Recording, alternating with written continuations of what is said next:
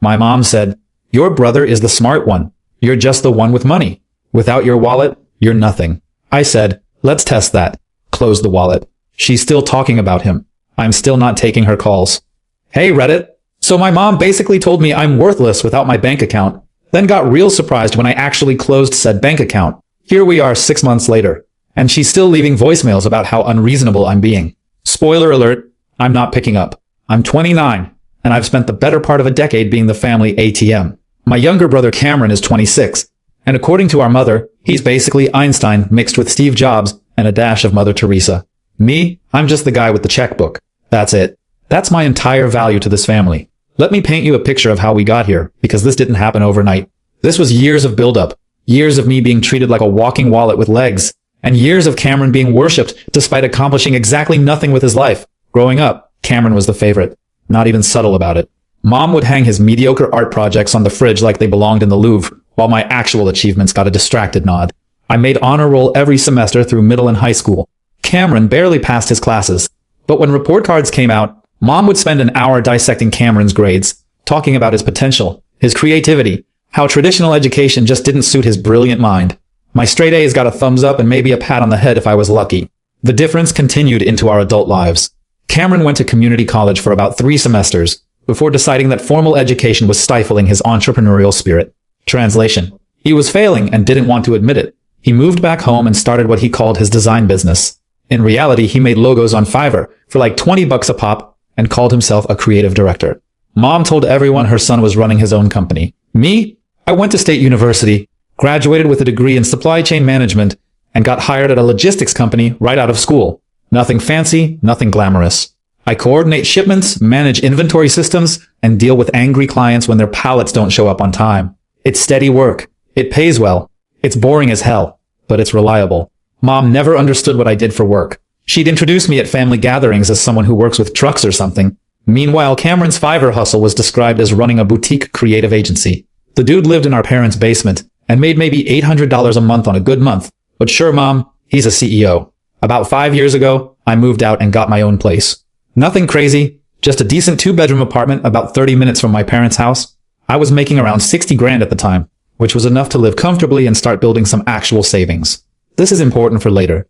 Cameron naturally stayed home, rent-free, bill-free. He had this whole setup in the basement with his gaming PC and his design software, and Mom would bring him meals like he was recovering from surgery. Dad mostly checked out of the favoritism game years ago. He'd just shrug and say Mom knows best, which was his way of avoiding conflict. The money requests started small. Mom would call and say the water heater broke. Could I chip in a couple hundred? Or Cameron needed new equipment for his business. Could I help out since I had a steady paycheck? Or Dad's car needed repairs, and they were a bit short this month. It was always something. And like an absolute chump, I always said yes. Because that's what you do, right? You help family. You don't keep score. You support each other. All that wholesome garbage we're taught growing up about family coming first. But it kept escalating. The requests got bigger, more frequent, more urgent. And it was always framed like I was the bad guy if I hesitated. Mom had this way of making me feel guilty for having money when they needed it. Like I was hoarding wealth while they struggled, even though I was struggling too. I was saving for a house. I was trying to build something for myself. But every time I got close to hitting my savings goals, some family emergency would appear, and there went 2 grand. The thing is, these weren't really emergencies. I started noticing that. The water heater that broke, they'd been talking about replacing it for years because it was old, but they never saved for it. Cameron's new equipment? He didn't need a $1,500 tablet to make logos. He wanted it. There's a difference. Dad's car repairs? Maintenance he'd been putting off for months. They weren't in crisis. They were just bad with money, and I was enabling it. But Cameron was the real drain. Every few months he'd have some new business idea that required startup capital. A dropshipping store, a print-on-demand t-shirt line, a YouTube channel about productivity, a podcast about mindfulness. None of them ever went anywhere, but Mom always believed this was the one that would take off. And she'd call me asking if I could invest in my brother's future. I gave him probably 15 grand over the years for various ventures. None of them made back a single cent. But according to Mom, this just proved how innovative he was. He was ahead of his time. The market wasn't ready. He needed better resources. It was never that his ideas sucked or that he had zero work ethic. It was always external factors holding back his genius. Last year, I got promoted to senior coordinator. Came with a nice bump in pay, brought me up to around 85 grand. I didn't tell my parents immediately because I knew what would happen. But Mom found out somehow. Probably from my aunt, who I stupidly mentioned it to at a family barbecue. The phone calls intensified. Now that I was making more, surely I could help more. Cameron needed a new laptop because his old one was slow. Mom and Dad wanted to redo their kitchen. Could I pitch in? Cameron's car died. Could I co-sign on a loan since his credit was non-existent? He'd make the payments, obviously. Spoiler, he did not make the payments, and I ended up covering them to save my credit score. I was hemorrhaging money to these people while still living in my same basic apartment because I couldn't save enough for a down payment. Meanwhile, Cameron was playing video games in the basement between his part-time logo gigs, and Mom was planning their kitchen renovation that I was apparently funding. The breaking point came about 7 months ago at Dad's birthday dinner. We went to this Italian place Dad likes. Nothing too fancy, but nice enough that you're dropping $60 a head by the time appetizers and dessert are included. I offered to pay for dinner because it's Dad's birthday, and I'm not a monster. We're sitting there, and somehow the conversation turns to Cameron's latest idea. He wanted to start a consulting business. What kind of consulting, you ask? Excellent question. He had no idea. Just consulting. For businesses. About things. He'd figure out the specifics later. But he needed money for a website, business cards, and a LinkedIn premium subscription. I'm sitting there, picking at my chicken parm, half listening to this pitch I've heard 17 variations of, when Mom says she's so proud of Cameron for being such a visionary, for thinking outside the box, for not settling for some boring corporate job. That stung, but I let it go. I'm used to the subtle digs at my career. Then she turns to me and says, real casual, like she's commenting on the weather, whether I could help Cameron get this consulting thing off the ground. She's thinking maybe $5,000 should cover it. $5,000. For business cards and a website that he could make himself with the design software I'd already bought him. $5,000. I said no. Politely, but firmly. I said I'd already helped fund multiple business ideas that hadn't worked out, and I didn't think this was a good investment. Mom's face did this thing. This tight smile that doesn't reach her eyes. She put down her fork and said, well, it must be nice to be so comfortable that you can just dismiss your brother's dreams like that.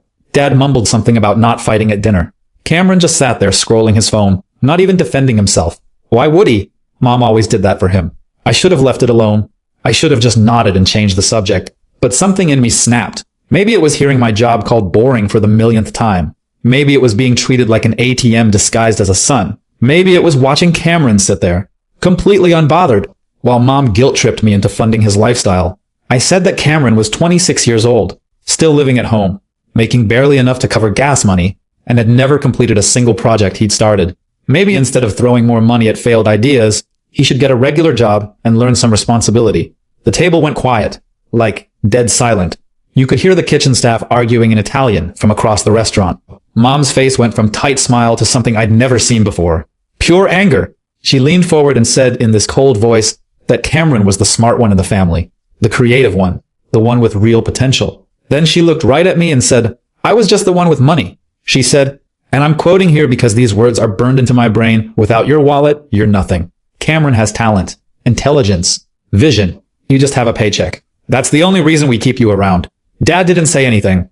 Cameron didn't look up from his phone. The waiter approached with dessert menus, took one look at our table, and backed away slowly.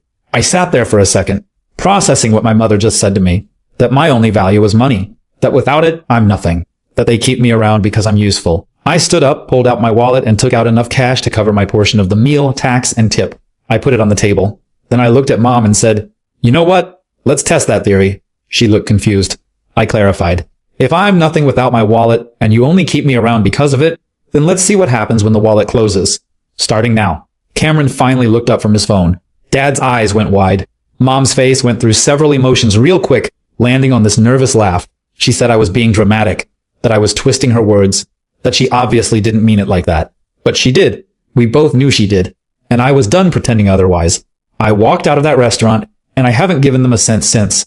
Not a dollar. Not a favor. Nothing. The first week was blissfully quiet. I think they assumed I was blowing off steam and would come around once I calmed down. Mom sent a text saying we should talk, but kept it vague. I didn't respond. Week 2, the calls started. Not from Mom directly at first, but from Dad. Awkward calls where he'd talk about random stuff, weather and sports, clearly working up to asking me to reconsider. I'd let him talk, then say I had to go. He never quite got to the ask. Cameron called once, only once, asked if I was still mad about dinner. I said no, I'm not mad. I'm just done being the family bank. He said I was being petty. I hung up. Week 3, Mom left a voicemail.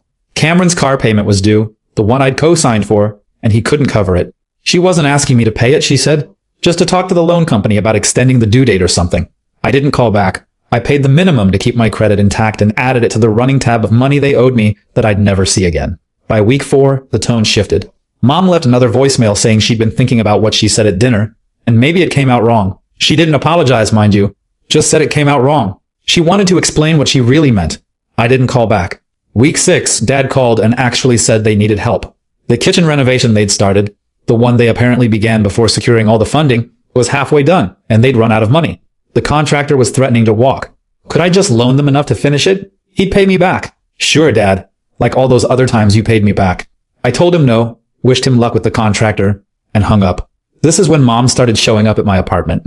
I'd come home from work and find her sitting in her car in the visitor parking. The first time I ignored her and went inside. She knocked on my door for 10 minutes before giving up. The second time I told her through the door that I had nothing to say to her. The third time I threatened to call security if she didn't leave. The extended family got involved. My aunt called, the one I'd mentioned the promotion to. She said Mom was really torn up about this, and families fight sometimes. But I was taking it too far. I asked if Mom told her what she said to me at dinner.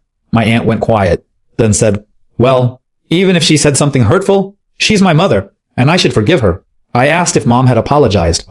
Aunt said Mom shouldn't have to apologize for speaking her mind in frustration. I hung up. My cousin sent me a Facebook message saying I was destroying the family over money, and that was pretty messed up.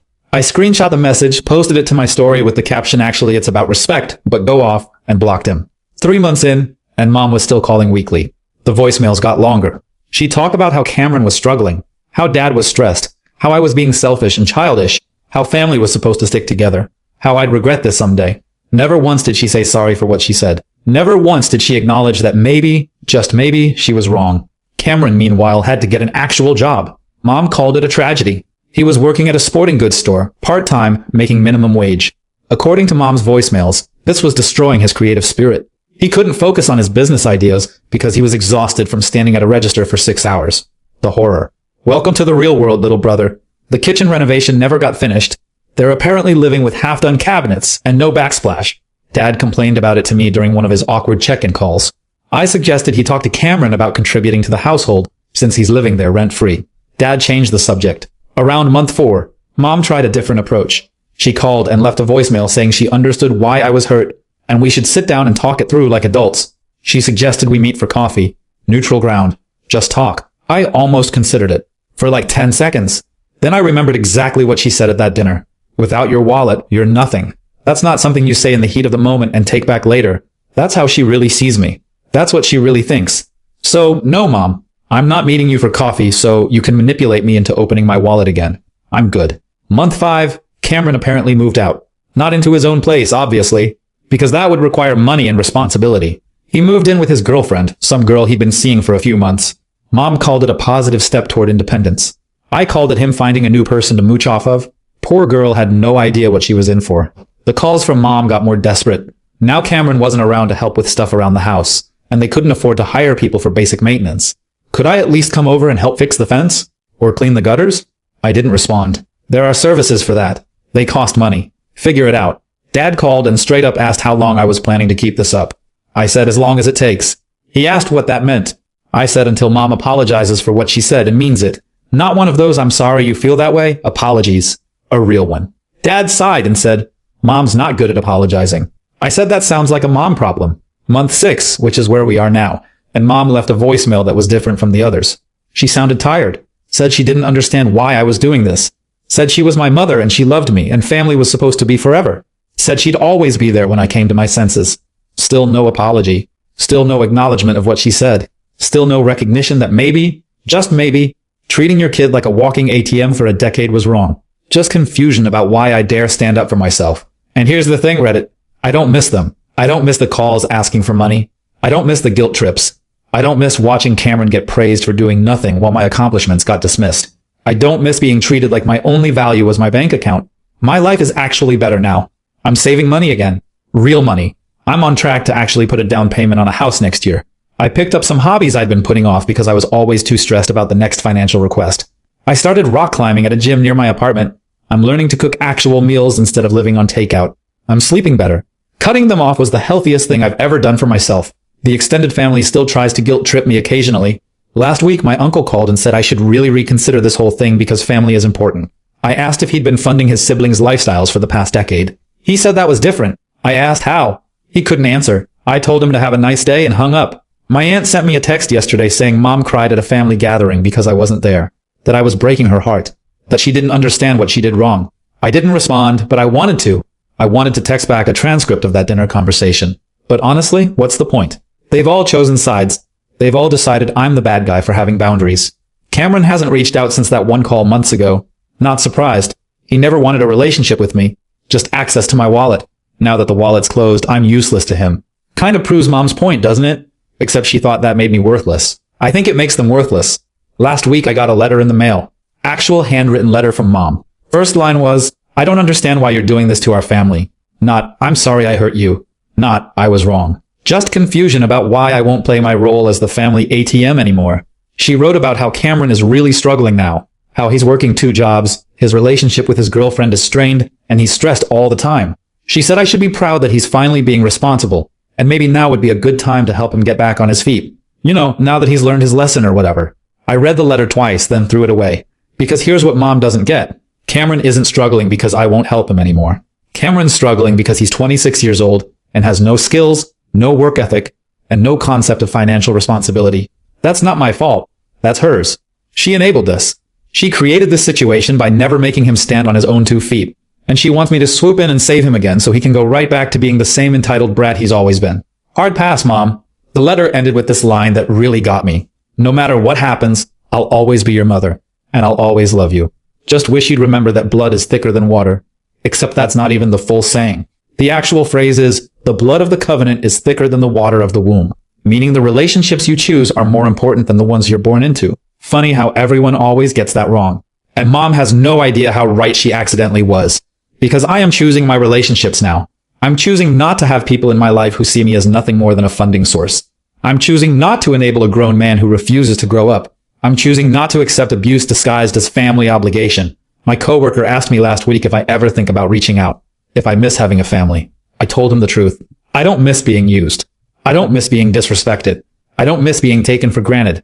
And if that's what family means to them, then they can keep it. He asked what I'd do if Mom actually apologized. Like really apologized. I told him I'd probably consider it. But she won't. Because in her mind, she didn't do anything wrong. I'm just being sensitive. I'm just being petty. I'm just throwing away family over money, which is exactly what she accused me of being obsessed with in the first place. The irony is completely lost on her. Someone else at work suggested maybe I was being too harsh, that parents make mistakes and I should give her another chance. I asked if their parents ever told them they were worthless without their bank account. They went quiet. Exactly. There's a difference between normal family friction and being told your only value is financial. One of those things you work through. The other, you walk away from. Someone at work suggested family therapy. I laughed.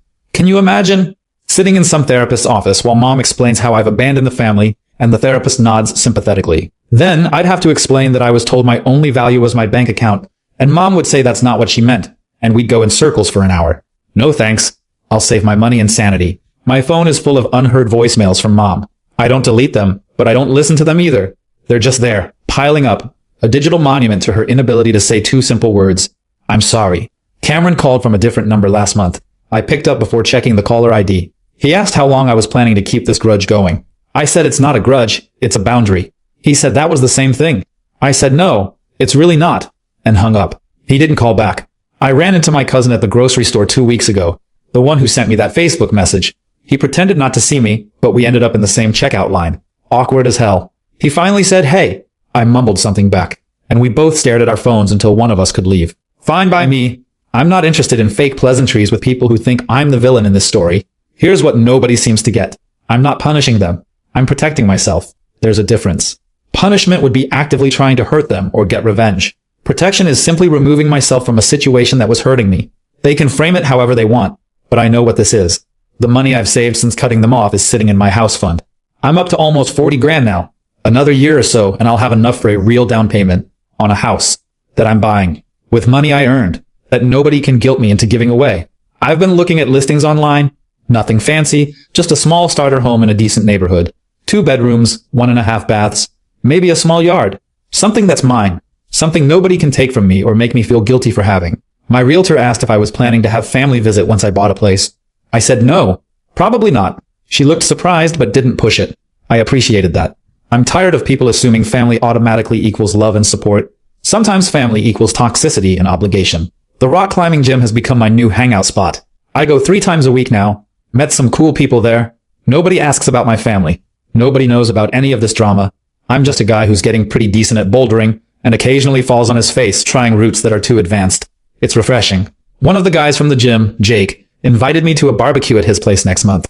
Just a chill thing with some friends from the climbing community. I said yes. First social event I've agreed to in months. It felt good. Normal. Like maybe I could build something here. A chosen family instead of an obligated one. Mom left a voicemail last week saying Cameron and his girlfriend broke up.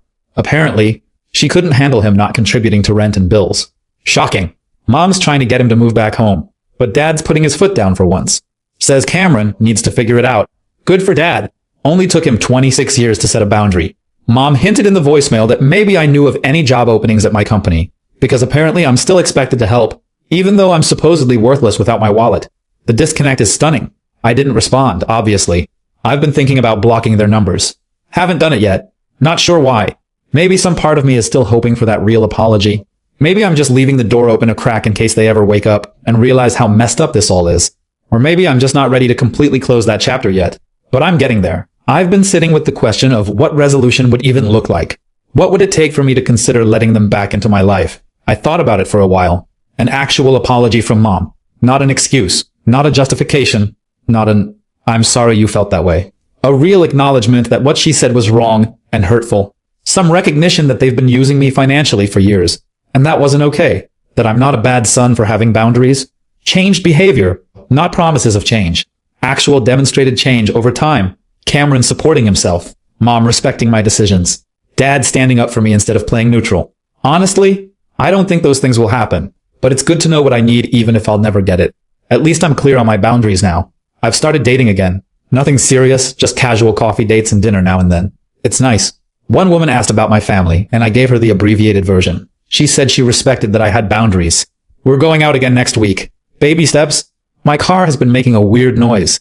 In the past, I'd probably have ignored it because I just emptied my savings on some family emergency. Now, I took it to the mechanic, paid the $800 repair bill, and didn't think twice about it. Because that's my money. For my life. For my stuff. What a concept. I got my performance review last week. Stellar as usual. Boss hinted at another promotion in the next year or so. Asked if I'd be interested in taking on more responsibility. I said absolutely, because I like my boring corporate job. It's stable. It pays well. And it's mine. Nobody gets to call it worthless. The kitchen in my apartment is small, but I've been experimenting with cooking. Made a pretty decent stir-fry last night. Watching YouTube videos to learn techniques. It's actually fun. Relaxing even. Never had time for this kind of thing before because I was always stressed about money or dealing with some family drama. I've been thinking about getting a dog. The apartment complex allows them with a deposit. Nothing huge, maybe a rescue mutt. Something to keep me company. Something that won't judge me or demand money or tell me I'm worthless. Just a good boy who's happy to see me when I come home. Seems like a good trade. My birthday is next month. Usually there'd be a family dinner. Awkward conversations. Forced smiles. Cameron showing up late. Mom taking 500 photos for Facebook. Dad trying to keep everyone happy. I'm not doing that this year. Jake from the gym asked if I wanted to grab drinks with some people from our climbing group. I said yes. That's my birthday plan. Climb some routes, get some food, hang out with people who don't want anything from me except good company. Mom will probably call on my birthday. Leave some emotional voicemail about how she misses me and wishes things were different. I might listen to it. Might not. Depends on how I'm feeling. But I won't call back. Not until she says what needs to be said. Cameron will probably forget it's my birthday entirely. That's fine.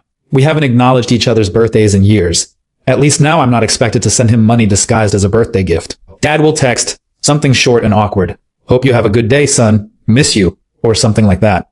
I'll probably text back a thanks. Because I don't hate Dad. He's just weak. He let Mom run the show for so long that he forgot how to stand up for anything. But he's not malicious like Mom can be. He's just passive. And that's almost worse in some ways. I've been sleeping better. Didn't realize how much the family stuff was affecting me until it stopped. No more random calls disrupting my day. No more guilt hanging over me. No more checking my bank account with dread. Wondering how much this month's family emergency was going to cost me. Just peace. The other day I was sitting on my couch watching a show, eating takeout because I didn't feel like cooking. And I realized I was content. Actually content. Not happy in a jumping up and down way. Just calm. Satisfied. At peace with my life and my choices. When's the last time I felt that way? Probably never. This is what they took from me for years. This feeling of being okay with myself and my life. They made me feel like I was never doing enough, never giving enough, never being enough. And all of it was so they could avoid taking responsibility for their own choices and failures. Mom thinks I'm punishing her by not answering her calls. She thinks I'm being stubborn, childish, ungrateful. She tells the extended family I'm throwing away family over money. She frames herself as the victim in all this. Poor mom, whose son won't speak to her over some little comment at dinner months ago. But here's the thing she'll never understand. I don't care if she tells everyone I'm the bad guy. I don't care if the whole family thinks I'm wrong. I don't care if they never speak to me again. Because their opinion of me doesn't define my worth. My job doesn't define my worth. My bank account doesn't define my worth. I define my worth. And I'm worth more than being someone's ATM. That's what mom said at that dinner, whether she meant to or not. She said I'm nothing without my wallet. She said the only reason they keep me around is because I have money. And you know what? She was right about one thing. I am nothing to them without my wallet. But I'm something to myself. I'm a guy who works hard, who pays his bills on time, who's learning to rock climb and cook and be okay alone, who's saving for a house, who's building a life that makes him happy instead of making everyone else comfortable. I'm something, just not to them. And I'm okay with that now. Took me a while to get here. Months of anger and hurt and guilt and questioning whether I was making the right choice. But I'm here now, on the other side of it, and it's better here. So mom can keep calling. She can keep leaving voicemails about how I'm abandoning the family. She can keep telling anyone who'll listen that I'm selfish and cold and all the other things she needs to believe to make herself the victim. I don't care anymore. Cameron can keep struggling with his jobs and his relationships and his total lack of life skills. That's not my problem to fix. It never was. He's an adult. Time for him to act like one. Dad can keep being neutral and passive and hoping everyone will just get along eventually. That's his choice. But I'm not going to be the one who gives in just to keep the peace. Peace at what cost? My self-respect? My financial security? My mental health? No thanks. The wallet's closed, Mom. And it's staying that way. You said I was nothing without it. I said let's test that. 6 months later, I'm doing just fine. Better than fine, actually. Meanwhile, you're the one calling me, leaving desperate voicemails, sending letters, getting the family involved. You're the one who can't seem to move on. Turns out I wasn't nothing without the wallet. But maybe you're nothing without it. That's the real test, isn't it? Who needs who more? You spent years making me feel like I needed you. Like family was everything. Like I'd be lost without you guys. But I'm not lost. I'm right here, living my life, making my plans, being content. You're the one who's lost without me. Without my money. Without my help. Without someone to blame and use and take for granted. And now you don't know what to do. So keep calling, Mom. Keep leaving those voicemails. I've got plenty of storage space on my phone. They can sit there unheard along with all the other things you've said that I've chosen not to accept anymore. Because that's what this is really about. Not money. Not family. Not even that comment at dinner. Though that was the catalyst. This is about me choosing not to accept being treated like garbage anymore. It's about deciding that my peace and happiness matter more than maintaining a relationship with people who don't respect me. And if that makes me the bad guy in your story, I can live with that. Because I'm the hero in my story. And that's the only story that matters. The wallet's closed, Mom. I'm good. Actually good. For the first time in years. You wanted to test whether I was nothing without it. Test complete. Results are in. I'm doing great. How are you doing? Yeah, that's what I thought. Update. It's been a couple weeks since I posted this. Figured I'd add an update since some stuff has happened. Mom found the post? Don't ask me how, but she did. My cousin apparently sent it to her after recognizing some of the details. Small world, I guess. She called 16 times in one day. 16. I didn't answer, obviously, but I did listen to the voicemails because I'm apparently a glutton for punishment. The first few were angry. How dare I air family business online? How dare I make her look bad? How dare I tell strangers about private matters? Classic mom, making it about her reputation instead of her behavior. The middle ones were sad, lots of crying and saying she didn't raise me to be this cruel. And the last few were back to angry, saying if I wanted to cut her off, fine. But posting about it online was a new low. Still no apology. Still no acknowledgement. Just anger that I told the truth about what happened. Dad called too. Just once. Said he read the post and that I wasn't being fair. That mom had her faults but she loved me. That I was hurting her. I asked if he remembered what she said at that dinner. He went quiet, then said, "Your mother says things when she's frustrated." I asked if that made it okay. He sighed and said no, but that's not a reason to do this. I told him I disagreed and hung up. Cameron sent me a text. First time he's reached out in months. It just said, "Real mature, bro. Enjoy your internet points." I didn't respond. What's the point? He's still living in a world where he's the victim, and I'm the bad guy. The extended family has mostly gone silent. I think they finally realized I'm not backing down. Or maybe they read the post, and some of them saw themselves in the people enabling mom's behavior. Either way, the guilt trip calls have stopped. That's something. Jake invited me to meet his family at a barbecue next weekend. His sister's visiting from out of state. I said yes. That's weird, right? Meeting a friend's family? Doing normal family stuff with people who aren't related to me? But it feels less weird than going back to my actual family at this point. Guys, we are so close to hit 100,000 subscribers on this channel. If you are not subscribed to the channel, please consider subscribing. It really helps hit that 100,000 mark. Thanks for making this dream come true.